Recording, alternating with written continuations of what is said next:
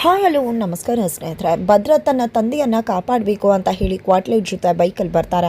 ಅದರ ನಡುವೆ ಡಿಕ್ಕಿಯಲ್ಲಿದ್ದಂಥ ದುಡ್ಡನ್ನು ತೊಗೊಂಡು ಒಂದು ಪಾಳ್ ಮನೆ ಹತ್ರ ಹೋಗಿ ಅವಸ್ಕೋತಾರೆ. ಅದರ ನಡುವೆ ಎಲೆಕ್ಷನ್ ಆಫೀಸರ್ ಬರ್ತಾರೆ, ಕಾರನ್ನೆಲ್ಲ ಚೆಕ್ ಮಾಡ್ತಾರೆ. ಯಾವುದೇ ದುಡ್ಡೆಲ್ಲ ಕ್ಷಮಿಸ್ಬಿಡಿ ಅಂತ ಹೇಳಿ ನೀವು ಹೊರಡಿ ಅಂತ ಅವರು ಹೊರಟ್ಬಿಡ್ತಾರೆ. ತದನಂತರ ಭದ್ರ ಅಲ್ಲಿಗೆ ಎಂಟ್ರಿ ಕೊಡ್ತಾರೆ.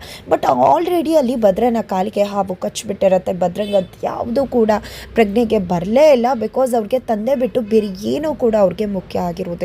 ನಂತರ ಅಲ್ಲಿಗೆ ಬಂದಿದ್ದೆ, ದಯವಿಟ್ಟು ಅಪ್ಪ ನನ್ನನ್ನು ಕ್ಷಮಿಸ್ಬಿಡು, ನಿನಗೆ ತೊಂದರೆ ಮಾಡಬೇಕು ಅಂತ ನಾನು ಅಡ್ಡಿ ಬಂದಿದ್ದಲ್ಲ, ನಿನಗೆ ಯಾವುದೇ ತೊಂದರೆ ಆಗದೇ ಇರೋ ಹಾಗೆ ಖಂಡಿತ ನಾನು ನೋಡ್ಕೋತೀನಿ, ನಿಂಗೆ ಯಾವುದೇ ರೀತಿ ತೊಂದರೆ ಆಗಬಾರ್ದು, ನನಗೆ ವಿಷಯ ಗೊತ್ತಾಯಿತು ಈ ರೀತಿ ಅಂತ, ಅದಕ್ಕೋಸ್ಕರ ನಿನ್ನ ಕಾರನ್ನು ಬಂದು ತಡೆದಿದ್ದು, ಇನ್ನು ಯಾವುದೇ ರೀತಿ ತೊಂದರೆ ಆಗೋದಿಲ್ಲ ನಿನ್ನ ಎಲೆಕ್ಷನ್ಗೆ. ಯಾರೋ ರೌಡಿಗಳು ಈ ರೀತಿ ಎಲ್ಲ ಪಿತೂರಿ ಮಾಡಿದ್ದಾರೆ, ನಿಮ್ಮ ವಿರುದ್ಧ ಷಡ್ಯಂತ್ರ ಮಾಡಿದ್ದಾರೆ, ಬಟ್ ಇನ್ನು ಮುಂದೆ ಯಾವುದೇ ರೀತಿ ತೊಂದರೆ ಇಲ್ಲ ಅಪ್ಪ, ನಿನಗೇನೂ ಆಗದೇ ಇರೋ ಹಾಗೆ ನಾನು ಕಾಪಾಡ್ಕೋತೀನಿ ಅಂತ ಭದ್ರ ಹೇಳ್ತಾ ಇದ್ರು. ಶಿವರಾಮೇಗೌಡರಿಗೆ ಮಗನ ಮೇಲಿರೋ ಸಿಟ್ಟು ಹಾಗೆ ಇರತ್ತೆ.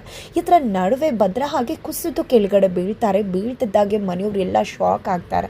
ಇದರ ನಡುವೆ ಬಾಯಿಂದ ನೊರೆ ಬರುತ್ತೆ. ಅದನ್ನು ನೋಡಿದ್ದೆ ಅಜ್ಜಿ ಭದ್ರಂಗೆ ಹಾವು ಕಚ್ಚಿದೆ ಅಂತ ಹೇಳ್ತಾರೆ. ಎಲ್ಲರೂ ಕೂಡ ಪಾನಿಕ್ ಆಗ್ತಾರೆ. ಶಿವರಾಮೇಗೌಡರು ಮಗನ ಸ್ಥಿತಿ ನೋಡಿ ಒದ್ದಾಡ್ತಿದ್ದಾರೆ.